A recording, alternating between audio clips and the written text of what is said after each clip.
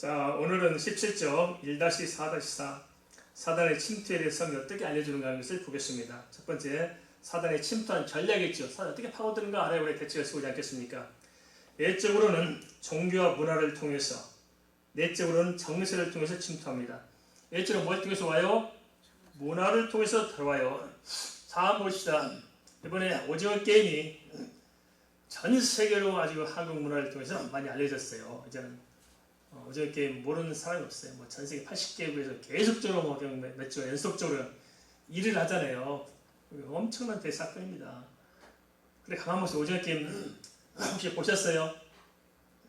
저는 제 아내와 더불어서 처음부터 끝까지 다 봤습니다. 뭘 가지고 있길래 전 세계를 매력을 주느냐. 하여튼 그 밑에 뭐냐면 폭력이 깔려있어요. 폭력. 사람을 죽이는 게임이에요. 그냥 틀리면 다 사람 죽여요. 총을 쏴 다 죽여버려요. 칼로 죽여, 총으로 죽여. 피가 난잡하는 것을 전체가 다 폭력이 깔려있어요. 그 다음에 도박이 깔려있어요. 게임이 깔려있어요. 사람을 마력으로 끌어갈 수 있는 것들. 그것이 순간순간 막 받쳐지니까 긴장감이 줘요.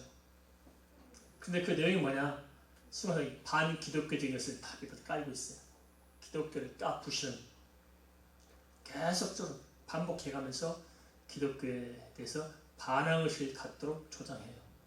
희한하죠? 그런데 세계 사람들은 뭐냐면 절대화되는 절대적 권위를 도전하고 무너뜨리면서 쾌감을 느끼는 거예요. 우리가 높은 산에 올라가면 또 올라가서 산 올라감으로써 기쁨을 느끼잖아요.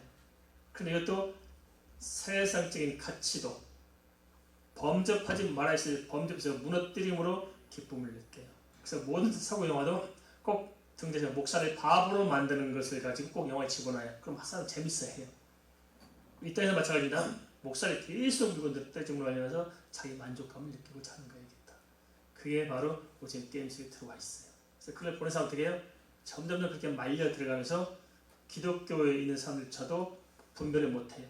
계속 흘러가요. 그래서 기독교의 절대주의를 무너뜨리면서 그 반대급부인 폭력성과 그 어떤 도박성과 이런 것에서 물들어가게 함으로써 인간의 심령을 딱 변화시켜 놓은 거죠. 그렇게 마치 고기를 잡을 때 떡밥 뿌리잖아요. 그런 것처럼 이런 걸 다 떡밥을 다 뿌려가지고 세상을 보내 그렇게 만들어가요. 참 그래서 이게 기독교적인 문화운동도 참 중요한데 말씀하실 때 그런 문화를 제자리 잡아놓은 것들 이렇게 해서 파고 들어오고 우리도 지금은 많은 알게 모르게 우리 문화 속에서 우리가 들어가요. TV도 그렇잖아요. 드라마를 만드는데 가정을 지키려는 사람은 나쁜 사람으로 그려놓고 가정을 깨고 바람피는 배우자는 아주 멋있고 이해될 수 있고 하는 사람으로 그려놔요. 그러니까 점점점 가정을 깨는 것도 괜찮다는 색을 품게 만들어요.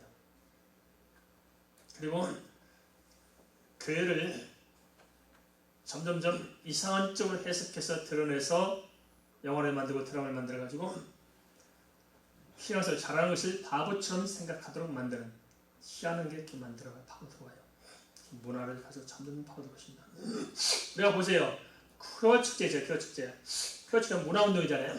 그리고 문화운동을 바꿔놔요. 그러니까 큐어는 축제라 하니까 축제는 걔네들이 다 파고들어가지고 어느 교회들 가서 같이 텐트 치고 막 그 사람들 기도도 해주고 막 함께 축제도 하고 또 이번에 또 무슨 뭡니까? 그 귀신 축제 뭐예요 그게? 뭐라고요? 할로윈데이. 이런 것들을 가지고 또 문화를 다 정리고 언제부터 우리나라가 할로윈데이를 했어요? 그러니까 할로윈데이 들어오면서 이제 막 귀신들과 친해지도록 만들고 개념 없게 만들어놔요. 그러니까 기독교들조차도 할로윈데이 한다고 막 쫓아다니고 별짓 다 해요. 우리 하면 안 됩니다. 알겠습니까? 하면 안 되는 거예요. 사단이 파놓은 웅덩이에요. 이게 다 빨려 들어가서 이제는 선악간에 구별할 수 있는 영적인 지혜가 없어져 버린 거예요. 이게 심각한 겁니다. 잘 구별해야 됩니다. 그 다음에 뭘 파고드냐면은 사람의 정서를 파고들어온 거예요. 정서. 그래서 흔히 그런 말들을 하잖아요. 가장 무서운 마귀가 무슨 마귀예요? 네, 잘 아시네. 섭선마귀. 그죠? 섭선마귀 한 번 들었다는 게 다 넘어져가요. 그것도 다 시험이 된다고 그래요. 왜 시험 들어요? 섭섭하다는 거예요. 네가 나한테 그렇게 말할 수 있어? 섭섭하다는 거예요. 말 실수를 용납하지 않아요. 섭섭하다는 거예요. 100가지 잘하다가 한 가지만 좀 놓치면은 섭섭하다는 거예요. 왜? 섭섭하기. 정서로 파고들어. 그러니까 항상 사단의 말이 옳은같이 느껴지고 사단이 내 편처럼 느껴지게 돼 있어요. 이렇게 시험이 들다 보면은. 그래서 자꾸 사단이 좋아하는 쪽으로 내 마음이 기울어져 가는 것입니다. 그게 사단이 하는 짓입니다. 그래서 우리 정서를 파고들어와요. 알겠습니까? 나만 무시해. 왜 나를 이상하게 생각해?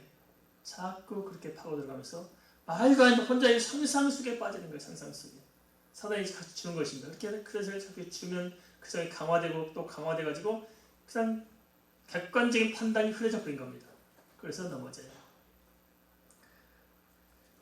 제가 그래서 오래 말씀드리거든요. 그게 속지 말라고. 그런데 말씀드릴 때는 안 속는다 해놓고 자기 앞에 문제 닥치면 그걸 뛰어넘은 사람이 한 사람도 없어. 다 넘어가요. 거기가 넘어가. 소수 빼놓고 다 넘어가. 제가 그랬잖아요. 사단은 가면 갈수록 더 강하게 도전할까요? 믿음이 성장하면 도망가 없을까요? 믿음이 성장하면 사단도 더 크게 역사해요. 믿음이 성장하면 사단이 도망가 없어요? 더 크게 역사합니다. 알겠습니까? 삶이 크면 클수록 사단이 더 크게 역사할까요? 사단이 역사하지 않을까요? 더 크게 역사해요. 알겠습니까? 그걸 잘 해야 됩니다. 처음 교회 다닐 때는 괜찮아요. 그냥 막 뭔지 모르고 다니고 있어요. 그래서 믿음이 들어올만 하면은 반드시 사시가 찾아와요. 알겠습니까? 예수 못 믿게. 그래서 그걸 뛰어넘고 이제 서울 입사쯤 되고 할 때쯤 되면은 또 와요. 더 큰 놈이. 그래서 그때 다 탈락한 사람이 너무 많아. 그 다음에 좀 더 있다 보면 진짜 좀 주의를 위해서 열심히 부르려고 하다 보면 또 사단이 와. 또 넘어져. 그래서 어떤 일이 생기냐. 그걸 못 넘어선 사람들이 교회는 안 다녀요. 그래서 하는 말이 예수는 좋은데 교회는 싫다. 그래서 빙빙빙빙 다니면서 교회 쇼핑하러 다닙니다. 쇼핑. 교회 정하지 못해요. 그건 정말 사단이 진 것이지 신앙생활 잘하는 것이 아니고 양심적인 발로 절대 아닙니다. 착각은 곤란합니다. 교회는 그리스도의 몸입니다. 몸에 속하지 않은 지체가는 살아있어 죽어있어요? 죽는 겁니다. 우리가 속은 곤란합니다.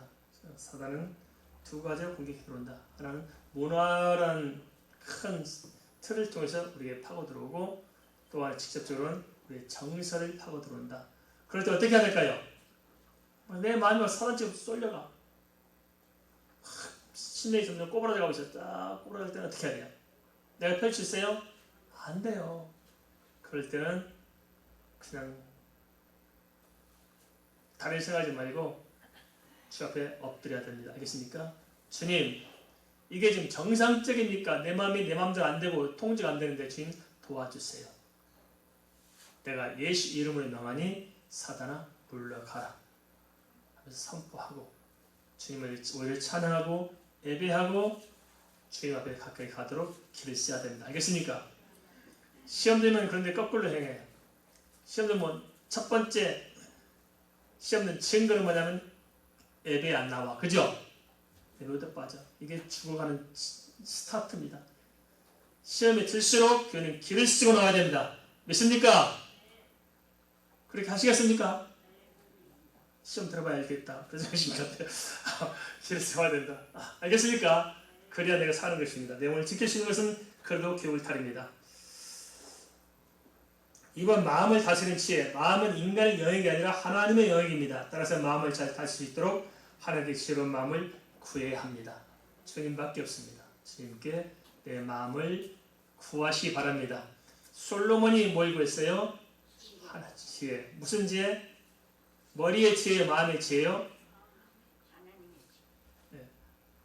지혜로운 뭘 달라고 했어요? 지혜로운 마음을 주옵소서. 알겠습니까? 지혜로운 마음을 구했어요. 우리는 판단이 머리로 하는 줄 알아요. 아니에요. 머리로 판단 못해요. 머리를 움직이는 것이 뭐예요? 마음이에요. 그죠? 머리로는 문제가 없어. 그런데 마음이 안 가. 그러잖아요. 마음이 확 쏠리면 마음 가는 대로 가는 거잖아요. 머리가 따라가잖아요.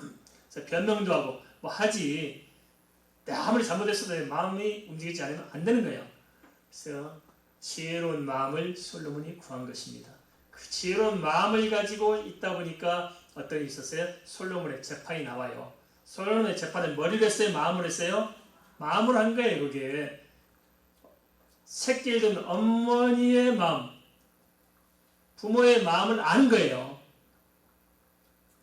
그 마음으로 재판한 것이 솔로몬의 재판입니다. 그래서 다르다는 거예요. 그래서 우리의 마음도 주님께 구해야 됩니다. 정결한 마음 주옵소서.